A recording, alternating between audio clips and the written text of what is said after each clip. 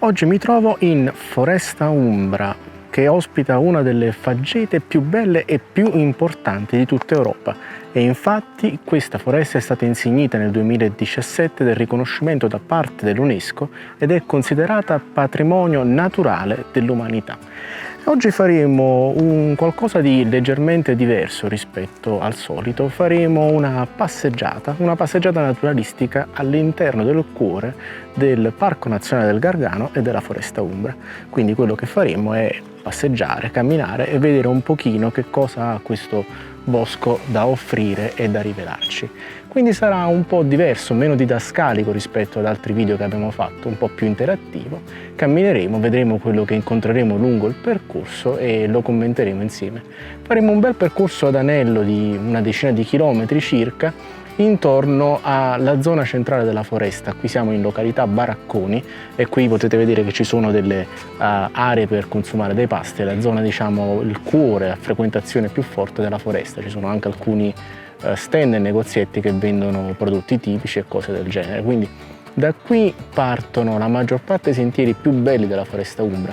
Quindi da qui si ha sia la parte più commerciale, se così vogliamo, della foresta, quella ad alta frequentazione turistica, ma è anche quella proprio il cuore, cioè l'anima della Foresta Umbra. Da qui partono i sentieri veramente bellissimi e noi ne percorreremo uno insieme. Andiamo!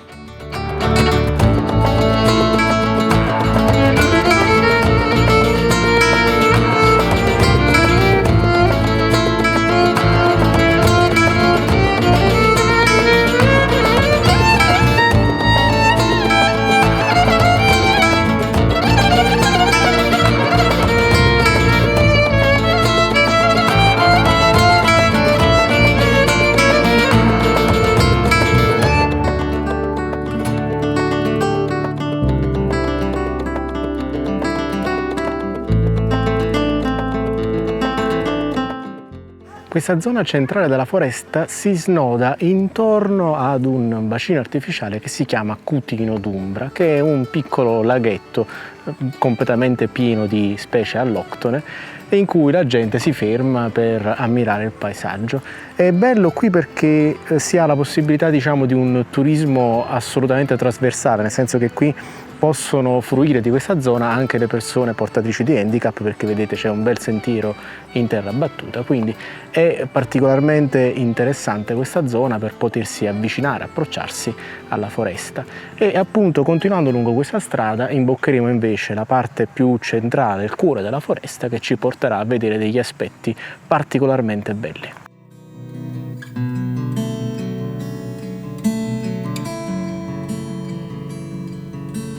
When Danny shared the news on Tuesday, I heard but failed to listen to his words.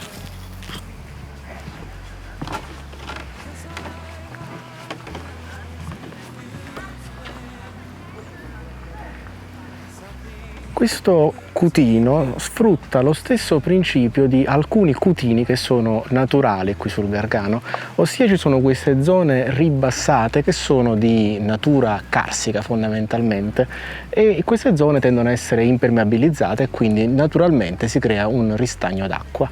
Qui questo laghetto è stato creato in maniera artificiale, quindi l'acqua è stata immessa e con essa sono stati immessi anche numerose specie alloctone, principalmente pesci. Abbiamo delle carpe, dei pesci gatto che qui non ci stanno assolutamente bene e poi una grande quantità di Trachemis scripta, le tartarughe dalle orecchie rosse, che sono delle specie fortemente invasive in questo tipo di ambienti.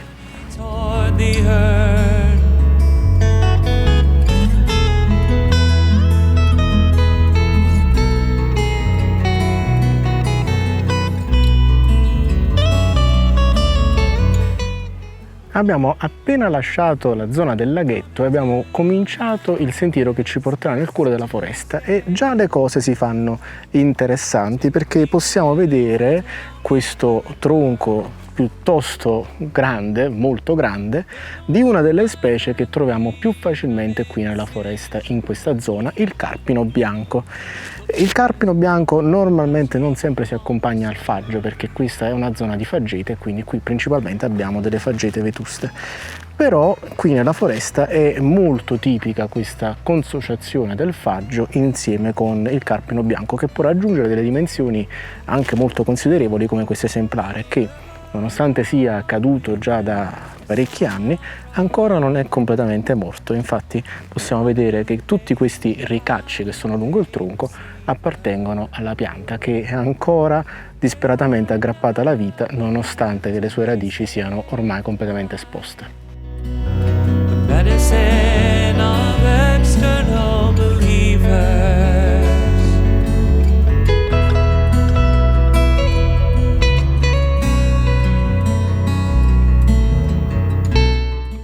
Questa parte della foresta umbra, il cuore più antico della foresta umbra, si trova anche su un affioramento di roccia che, guarda caso, è anch'esso tra i più antichi che abbiamo su tutto il Gargano. Quindi qui siamo in presenza di calcari che risalgono al tardo Giurassico e all'inizio del Cretacico. Quindi sono molto antichi e, come tutti i calcari, sono soggetti a un fenomeno di alterazione chimico-fisica, principalmente chimica, che si chiama carsismo. E in che cosa consiste? Ne abbiamo già parlato in altri video e ci sono anche dei video dedicati proprio alla geologia del Gargano che vi invito a vedere, vi lascio il link da qualche parte qui sullo schermo. E dicevamo, il carsismo è l'alterazione chimica operata dall'acqua sul calcare. Il calcare viene in qualche modo sciolto, diciamo così in maniera molto semplice, dall'acqua tendenzialmente acidula, e questo scioglimento nel corso di milioni di anni porta a tutta una serie di formazioni anche spettacolari, tra cui ad esempio le grotte carsiche come quelle di Pertosa Audetta, sul quale pure abbiamo un video che vi invito a visitare. In questo momento mi trovo all'interno di una gigantesca dolina. Che cos'è la dolina? La dolina è fondamentalmente un buchetto che noi troviamo nella roccia. Buchetto, diciamo, di proporzioni decisamente grandi. Immaginatevi di far cadere una goccia di acido sul calcare e vedrete che lì si forma un piccolo buco, cioè un'effervescenza. Ora immaginatevi di fare questa cosa a scala di milioni di anni e quindi otterrete un buco, un cratere, diciamo così, via via più grande, che poi sul fondo viene impermeabilizzato. E in effetti qui siamo proprio all'interno di una grande dolina, e questa zona antica della foresta umbra ne è veramente piena. Ce ne sono tantissime di doline, ne vedremo veramente tante. Questa foresta viene detta primigenia, una foresta vetusta antica, perché ha delle caratteristiche che la rendono speciale. Tra queste caratteristiche c'è quel fatto che in alcuni punti, come ad esempio questo dove mi trovo adesso, si ha quella sensazione, che è veramente straordinaria, che l'uomo non sia mai passato, che l'uomo non sia mai venuto. Probabilmente qualcuno è passato in questo punto dove io sto camminando, ma non credo che siano chissà poi quante persone. E in effetti qui la natura procede da migliaia di anni in maniera assolutamente indisturbata. Ci sono delle zone della foresta che sono addirittura riserva integrale, nel senso che lì non si può fare assolutamente nulla, quindi non si asporta il legno, non si asporta assolutamente nulla, mentre invece qui, soprattutto la zona del sentiero, ovviamente per ovvie ragioni di sicurezza, se un albero cade sul sentiero o se un albero è pericoloso sul sentiero, i forestali ovviamente intervengono e lo portano via, lo asportano. Qua invece questa cosa non succede e abbiamo queste formazioni di rocce, questi scorci di luce, giochi di colore che sono veramente bellissimi. Tra l'altro la presenza di queste coperture muscinali e la presenza di diverse specie di felci ci fa capire che qui, anche nel cuore della stagione estiva, e adesso siamo in agosto, c'è sempre umidità, soprattutto all'interno delle zone ribassate come la dolina. Queste rocce che troviamo qui sono dovute proprio al crollo della parete della dolina stessa, che rotolano giù dalle pareti scoscese che mi circondano in questo momento. E ci sono anche alcune piante che sono allo stesso tempo testimoni dell'antichità di questa foresta e anche testimoni di questa morfologia carsica, perché sono delle piante che amano, tra virgolette, questo tipo di ambienti per vincere la competizione con la specie principale che c'è qui, che è il faggio. Andiamo a vederle.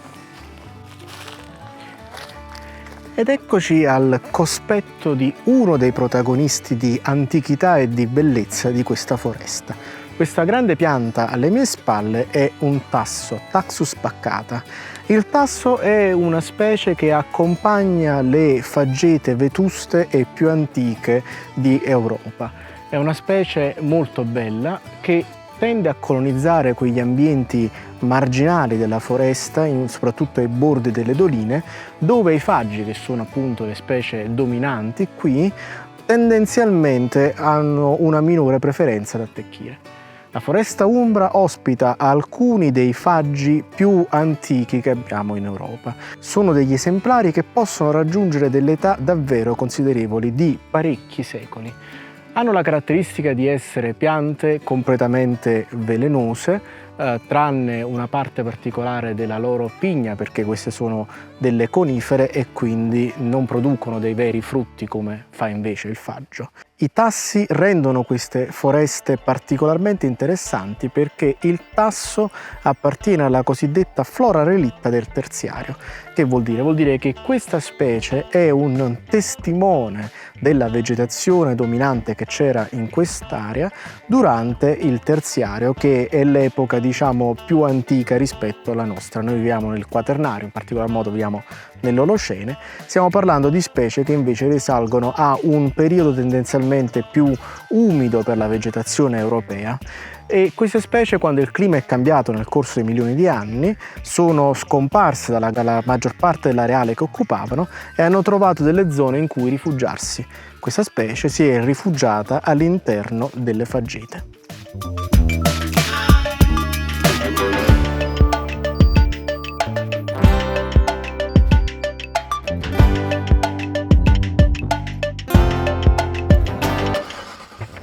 Adesso stiamo per risalire la dolina. Si può notare alle mie spalle, man mano che saliamo, che la parte più centrale, quella più luminosa della dolina stessa, è circondata da tutta una grande quantità di plantule, di giovani piante di faggio. Sì, perché in quella zona c'è un po' più di luce, c'è meno competizione da parte dei grandi alberi e quindi le piante cercano di crescere, di dominare. C'è una vera e propria folla di piante che crescono però all'ombra del grande tasso che c'è alle mie spalle.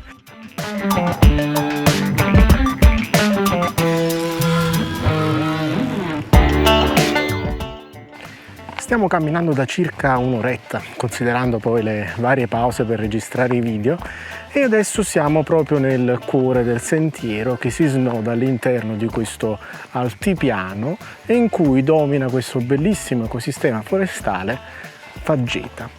Perché è importante la faggeta? Che ruolo ha la faggeta in Italia?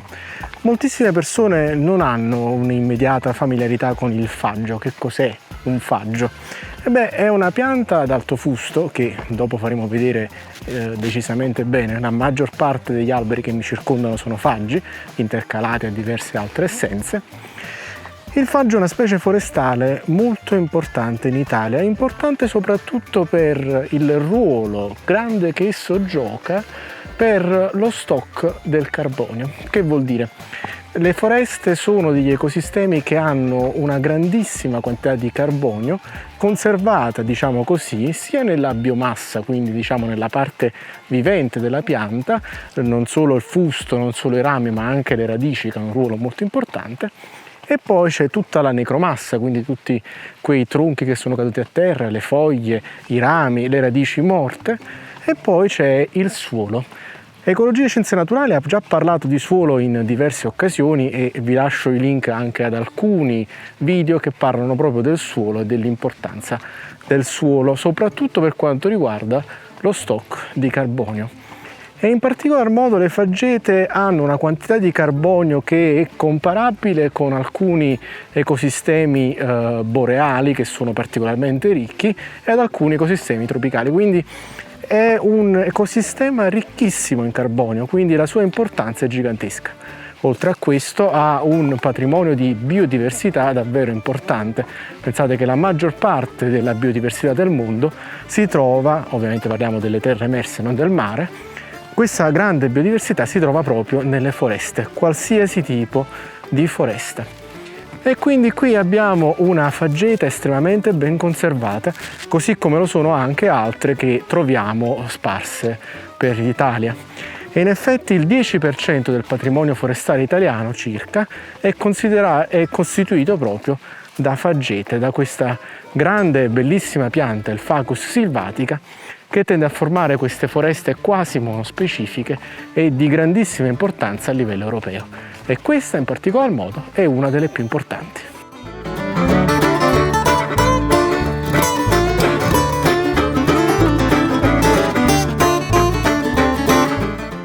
Abbiamo abbandonato il sentiero principale, quello più battuto, e adesso stiamo facendo un percorso ad anello che gira intorno a un'ex caserma forestale che si chiama Caserma Murgia. Ci arriveremo alla fine di questa giornata di escursione.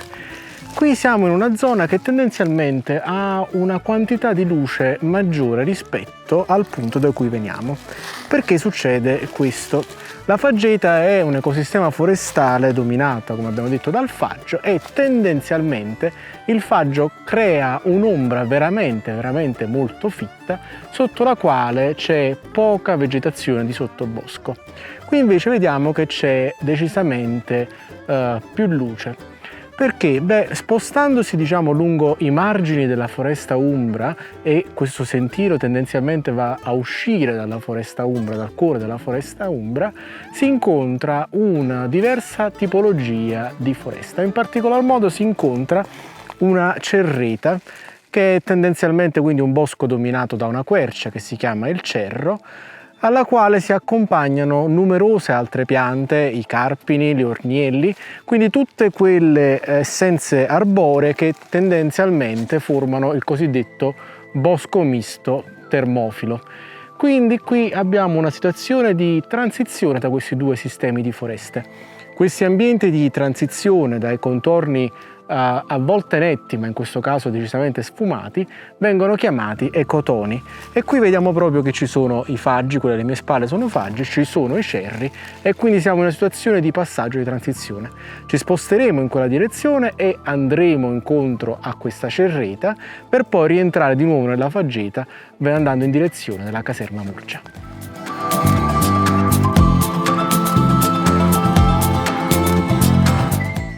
Gli ecosistemi forestali ben conservati sono spesso accompagnati dalla presenza dei licheni. I licheni sono dei veri e propri bioindicatori, così si dice, di qualità ambientale, e questo in particolar modo è un lichene particolarmente pregiato. Si chiama Lobaria pulmonaria.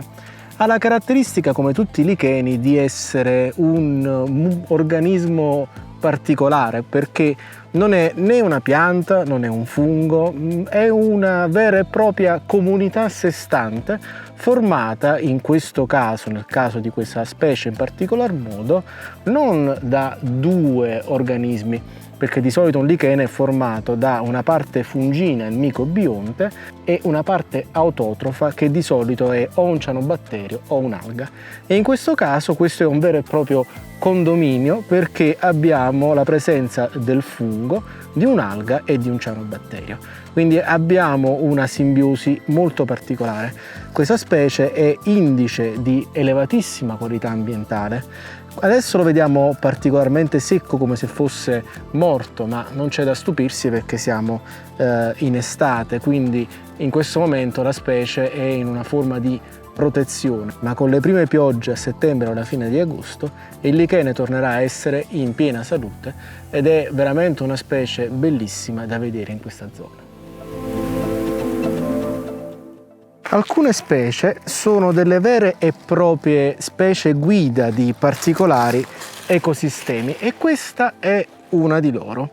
Questa è Daphne laureola, è una pianta che troviamo tipicamente nel sottobosco di Faggio, quindi la sua presenza ci testimonia proprio che siamo in una zona in cui il faggio è presente. Siamo ancora in quell'area di transizione tra la cerreta e la faggeta, ma ovviamente questa pianta è qui piuttosto abbondante. La si trova, è una delle poche specie tendenzialmente sciafide, quindi che supportano bene la presenza di una fitta ombra, e quindi è una di quelle che troviamo in grande quantità nell'ambiente di faggeta. Una delle cose che rende particolarmente interessante questo sentiero che sto percorrendo è il fatto che in uno spazio di pochi chilometri, perché ho percorso circa 5 chilometri dal punto in cui sono partito, si attraversano degli interi e propri mondi, almeno dal punto di vista vegetale. Sì, siamo partiti nel cuore di una faggeta, anzi vi ho detto che era proprio la parte più bella, più antica della faggeta della foresta umbra, e in appena 5 km circa, dal rumore che si sente in questo momento ai miei piedi si ha un'idea, siamo passati in un posto completamente diverso. Sì, adesso mi sto addentrando in una piccolissima zona che devia dal sentiero principale per farvi vedere qualcosa di veramente suggestivo. Adesso mi trovo in un ambiente completamente diverso. Si sente dell'aria torrida, siamo nel cuore del pomeriggio ad agosto e quindi fa decisamente caldo, e le piante che mi circondano, almeno alcune di loro, sono lecci. I lecci sono delle querce come lo è il cerro, ma a differenza del cerro i lecci sono delle piante cosiddette termofile. Noi troviamo molte foreste di leccio, leccete come vengono chiamate in termine tecnico, di solito negli ambienti costieri del Mediterraneo o anche in zone più interne. Ad ogni modo sono delle querce sempreverdi che ci danno proprio quella testimonianza di un ambiente tendenzialmente molto più caldo, più tendenzialmente arido rispetto alla faggeta. E quindi in uno spazio di appena 5 km siamo passati dalla faggeta alla cerreta e adesso addirittura siamo nella lecceta. E qui in questo momento vengo proprio invaso sia dalla luce che dal caldo, usciamo fuori dal bosco e raggiungiamo questo punto panoramico dal quale ci si può rendere conto piuttosto facilmente di quanto grande, quanto estesa sia la foresta umbra che continua alle mie spalle in quella direzione. È veramente un posto straordinario. Adesso, poiché fa decisamente caldo qui, rientriamo nel bosco che si sta meglio e continuiamo il nostro sentiero.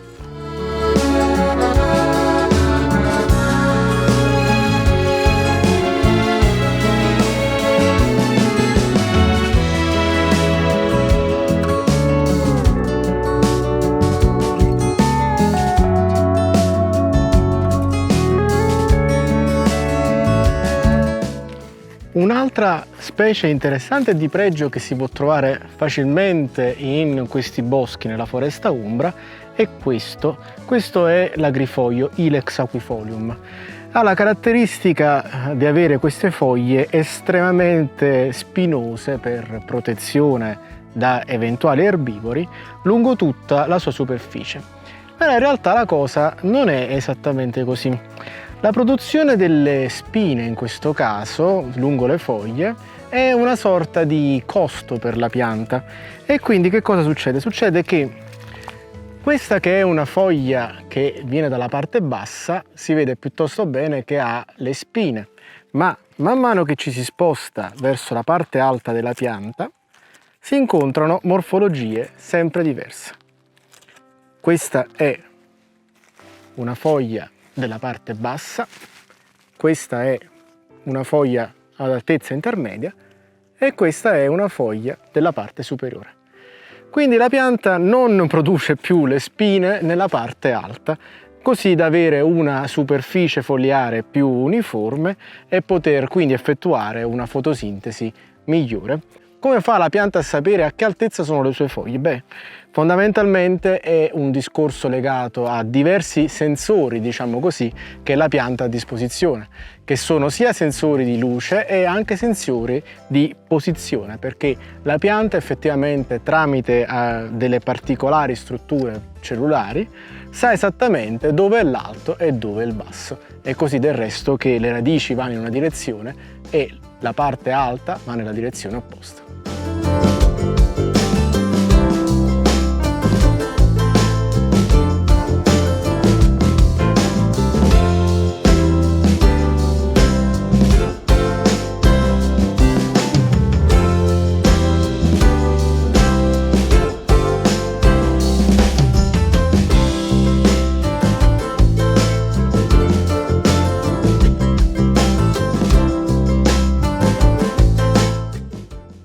Siamo rientrati nel tratto di foresta in cui domina il faggio e qui è una sorta di cimitero di alberi. Che è successo? Cambiamenti climatici, scenari di taglio indiscriminati? No, niente di tutto questo. Quest'albero che è caduto qui e che sta qui da decisamente parecchio tempo, considerando la copertura di muschio che c'è sopra e le sue condizioni di decomposizione, è un abete bianco. Gli abeti bianchi non fanno parte della normale flora e vegetazione del Gargano. Che cosa è successo? Beh, nel secolo scorso sono state fatte molto spesso in molte zone forestali d'Italia delle piantumazioni con abete bianco e pino nero, due conifere. È una cosa che si è fatta normalmente in ottica forestale sia per il consumo di legno, per la riqualificazione ambientale e altri discorsi similari. Ovviamente, non essendo questo l'ambiente ideale per l'abete bianco, si è avuta una normale e naturale moria degli alberi e quindi molti alberi che erano in chiare condizioni, diciamo, di cattiva salute sono stati tagliati e lasciati in situ, la maggior parte, così da favorire il normale decorso della decomposizione, anche perché queste piante, appunto, essendo poi alloctone con delle politiche più moderne di gestione della foresta, sono state quindi, diciamo, soprattutto quelle malate, malandate, sono state tagliate. Ma ce ne sono ancora in giro, in questo tratto in particolar modo, questo tratto che va in direzione della caserma Murgia, ci sono moltissimi abeti e in alcune zone si vedono anche alcuni pini neri. A mio avviso stonano un po', però insomma è stata una politica degli anni passati, adesso non si fa più. Però diciamo il bosco naturalmente tende a tornare al suo climax, quindi diciamo a quella che è la sua vegetazione dominante. In questo caso quindi gli abeti non hanno preso il sopravvento sul faggio, anzi sono stati sconfitti dal faggio, diciamo così, la loro fitness non era adeguata e quindi, come questa splendida pianta, purtroppo sono morti per cause assolutamente naturali.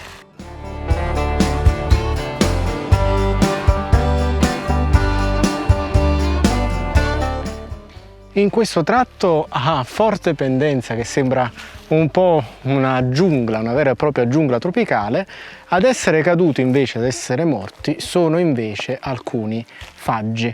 Purtroppo è una cosa che succede soprattutto in condizioni di forte pendenza o se le piante si ammalano per una qualsiasi ragione.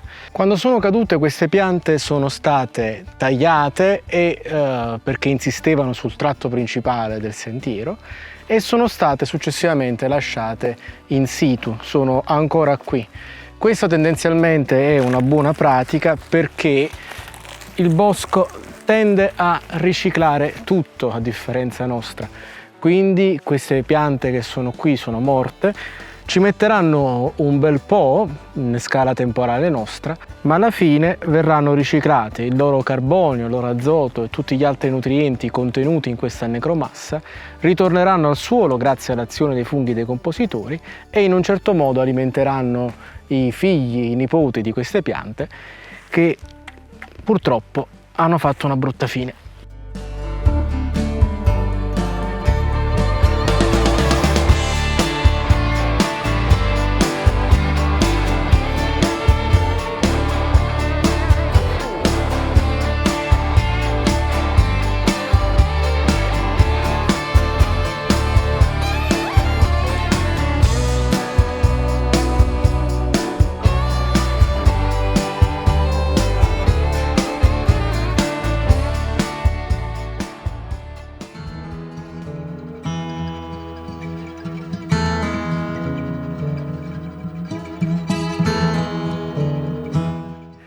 Dopo qualche peripezia, nel senso che il percorso è lungo ma non lunghissimo, però insomma ci siamo arrivati, eccoci in uno dei posti più belli della foresta. Beh, guardarsi intorno non si direbbe. Questa strana distesa dal colore un po' curioso sul quale sto camminando, altro non è che una zona che al momento è secca, ma alle mie spalle laggiù c'è il lago d'Otri.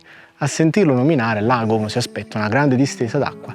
In realtà è una piccola pozza, è un cutino però assolutamente naturale, a differenza del cutino d'Umbra che sta all'inizio del percorso che abbiamo cominciato qualche oretta fa ormai, ed è uno dei posti più belli del Gargano per la sua vegetazione e soprattutto per l'importanza che riveste per la fauna locale, essendo uno dei pochi punti in cui gli animali possono abbeverarsi durante tutto quanto l'anno, soprattutto in estate. E adesso andiamo a dargli meglio un'occhiata da vicino.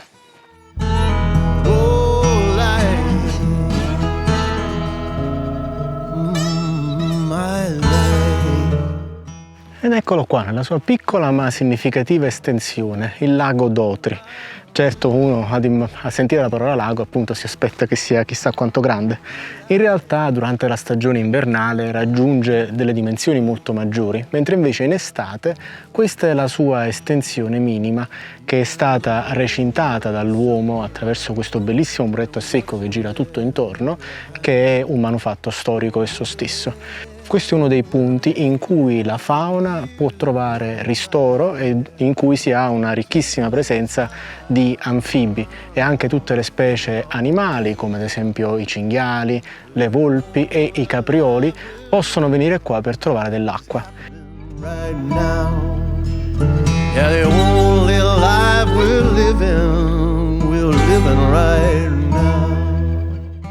Siamo in cammino da un po' più di 4 ore circa e adesso stiamo facendo un tratto su una strada asfaltata, che è una strada di servizio della forestale che conduce in quella direzione verso Monte Iacotenente, dove c'è una base dell'aeronautica. In quest'altra direzione invece, la direzione che sto percorrendo, si rivà verso località Baracconi, quindi diciamo la zona da cui siamo partiti. Faremo un piccolo tratto sulla strada asfaltata e poi ci rimetteremo all'interno della foresta per raggiungere la famosa caserma Murgia che ancora non abbiamo visitato.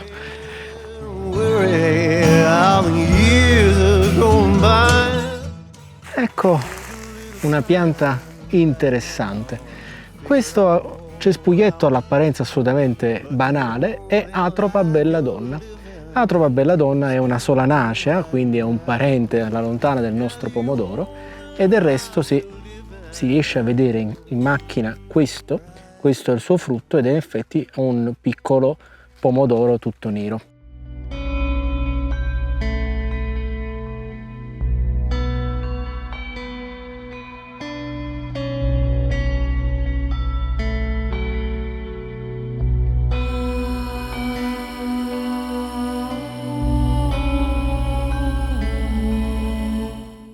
Questo vecchio faggio è morto, immagino, già da molti anni. Non è difficile vedere su queste piante in fase, diciamo, di premorte o dopo la morte, la presenza di questi funghi. Questi funghi appartengono, oh, qui ce n'è uno, alla famiglia delle Poliporacee e sono assolutamente incommestibili. Se anche soltanto volete provarci, questo fungo sembra fatto veramente di legno. Sono degli organismi specialisti nella decomposizione della lignina e hanno un ruolo importantissimo.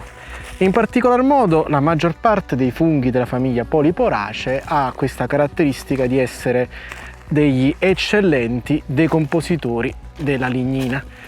Eccolo qua in tutta la sua bellezza. Vedere questo fungo su un albero è un pochettino come leggere la sua condanna a morte. E questi funghi sono un pochettino il Caronte dei faggi e di anche altre specie arboree. Tuttavia non è una cosa innaturale, anzi qui siamo proprio in una parte antica e molto bella della foresta in cui l'osservazione di questi fenomeni è assolutamente naturale, rientra tutto nell'ecologia forestale, in un ambiente sano che è appunto in continuo riciclo.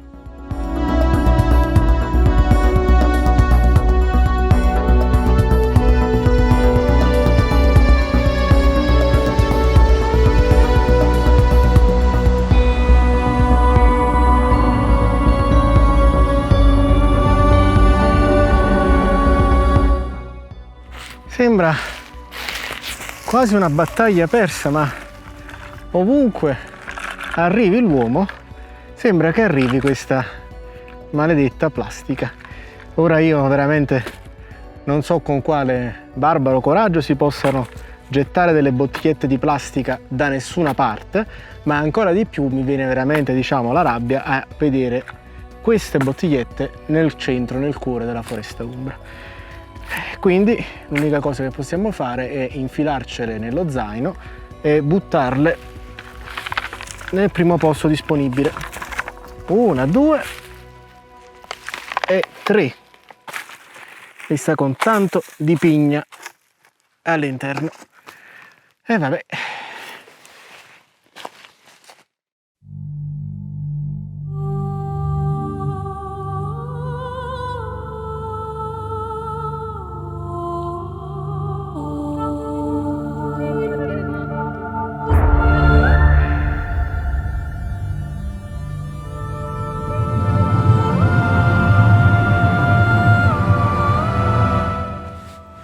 Ed ecco che dopo circa 5 ore di cammino, in realtà abbiamo fatto un giro lunghissimo e ci siamo fermati in tanti punti per chiacchierare un po', siamo giunti alla caserma Murgia.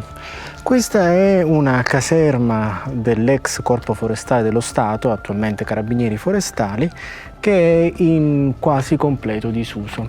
In Foresta Umbra ci sono parecchie caserme come queste, alcune in luoghi piuttosto vicini a punti di interesse principale come i baracconi, la località dove c'è il Cutino d'Umbra che non è molto lontano da qui, e altre in luoghi più remoti della foresta come ad esempio le 2 caserme che si trovano in località Ginestra, c'è la caserma di Ginestra Superiore e di Ginestra Inferiore.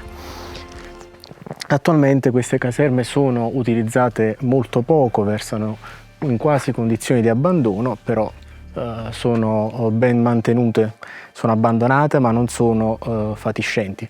Sono delle bellissime caserme, è un peccato che non abbiano uno scopo attuale, magari di didattica o qualcosa del genere. Sicuramente magari per il futuro, speriamo, perché sono bellissime strutture molto grandi che sono qui nel cuore della foresta.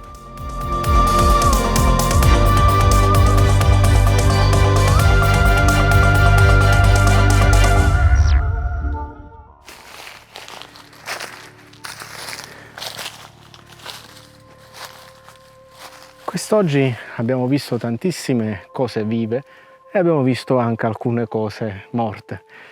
E l'atavico fascino della foresta è quel ciclo di vita e morte che non abbiamo bisogno di apprezzare guardando il Re Leone, cartone o CGI che sia, ma possiamo apprezzare molto meglio in una visita in una grande foresta vetusta come questa.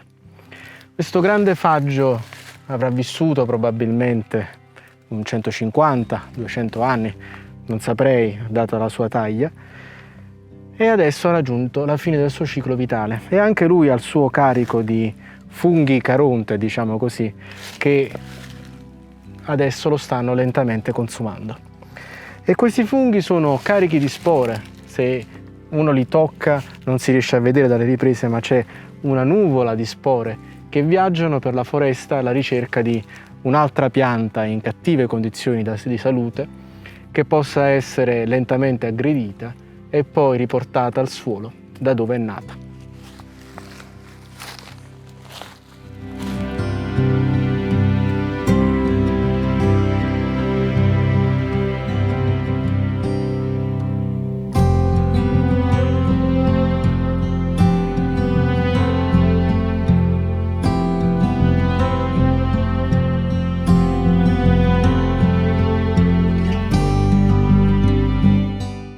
Io subisco tantissimo il fascino delle foreste perché per me è come se fossero una vera e propria matriosca spazio-temporale, perché si va da processi che sono infinitamente grandi e spaventosamente lenti ad altri che sono invece incredibilmente piccoli e assolutamente rapidissimi. Una foresta si espande, cresce e muore su scale temporali di migliaia di anni, a volte anche di più.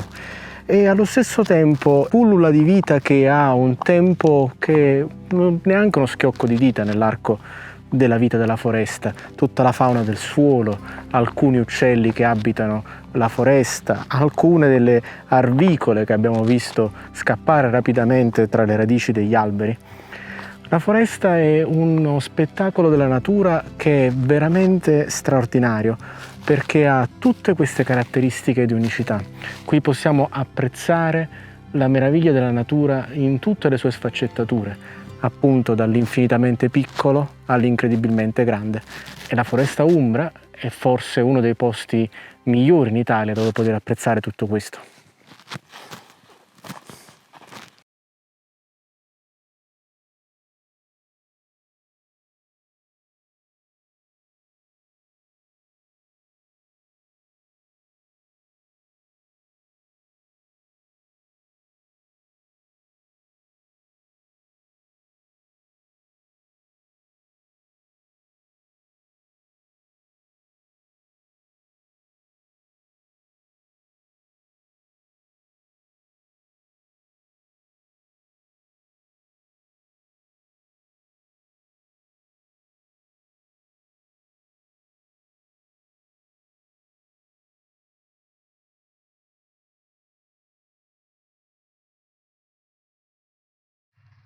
E dopo circa 6 ore e più o meno 16 km di cammino abbiamo concluso questo grande anello intorno alla località del Cutino d'Umbra, del villaggio Umbra, e siamo ritornati alla base. Adesso ci riposiamo e riprendiamo la via per tornare indietro. Spero che vi sia piaciuta questa camminata, questa passeggiata insieme a un naturalista mezzo pazzo come me. Del resto molti naturalisti sono un po' pazzi visti dalla società all'esterno, ma era per me importante condividere un'esperienza di passeggiata nella foresta, tutto quello che si può vedere e apprezzare all'interno di una foresta. Voglio condividere con voi un'esperienza che mi è capitata circa un anno fa più o meno adesso. Ero alla notte dei ricercatori a Caserta e avevo un banco espositivo che riguardava la decomposizione e l'ecologia del suolo e gli ecosistemi forestali. A un certo punto, facendo vedere alcuni pezzi di legno, alcune foglie, alcuni pezzi provenienti dalla foresta a un bambino di circa 7-8 anni più o meno, gli ho chiesto: ma secondo te a che cosa servono le foreste? Lui non ci ha pensato molto, mi ha guardato e ha risposto: per vivere. Beh, come direbbe Yoda, meravigliosa è la mente di un bambino. Questa risposta racchiude una verità davvero stupenda. Le foreste sono uno dei cuori della vita sul nostro pianeta e sono uno dei luoghi in cui noi possiamo più sentirci vicini al ciclo biologico della vita. Abbiamo visto animali correre via, scappare, abbiamo visto piante secolari, abbiamo visto alberi morti e abbiamo potuto apprezzare quindi il cerchio della vita che la foresta rappresenta. E in particolar modo questa foresta, la foresta umbra, patrimonio naturale dell'umanità. È una cosa che non va dimenticata. Questa foresta è il cuore del Gargano ed è qualcosa di unico che abbiamo in Italia, che va rispettato, che va ammirato e soprattutto che va camminato per potersi sentire un tutt'uno con questa natura straordinaria che abbiamo sul Gargano e in Italia.